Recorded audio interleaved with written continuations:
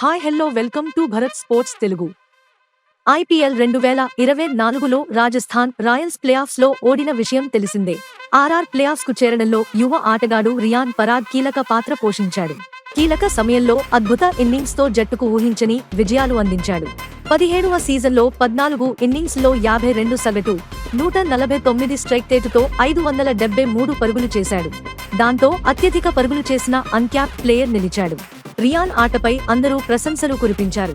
అయితే ఐపీఎల్ 2024 ముగిసి ఒక్క రోజు కాకముందే అతడు విమర్శల పాలయ్యాడు. రియాన్ యూట్యూబ్ సెర్చ్ హిస్టరీ అభ్యంతరకరమైన కంటెంట్ ఉండడమే ఇందుకు కారణం.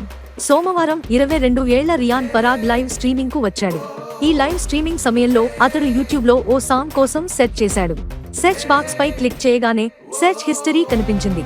అందులో బాలీవుడ్ స్టార్ హీరోయిన్స్ సారా అలీ ఖాన్, అనన్య పాండే పేర్లు కనిపించాయి.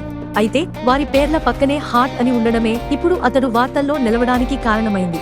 హీరోయిన్స్ హాట్ అందాల కోసం రియాన్ పరాగ్ సెర్చ్ చేశాడన్న మాట.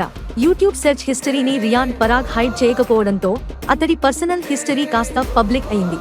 ఇందుకు సంబంధించిన వీడియో ప్రస్తుతం సోషల్ మీడియాలో వైరల్ అవుతోంది. హీరోయిన్స్ హాట్ అందాల కోసం వెతికిన పరాగ్ అన్న పెద్ద ఆటగాడే, హాట్ అందాల కోసం కుర్రోడు ఆరాటపడుతున్నాడే అంటూ నెటిజన్స్ కామెంట్ల వర్షం కురిపిస్తున్నారు. రియాన్ వివాదాల్లో చిక్కుకోవడం ఇదే మొదటిసారి మాత్రం కాదు.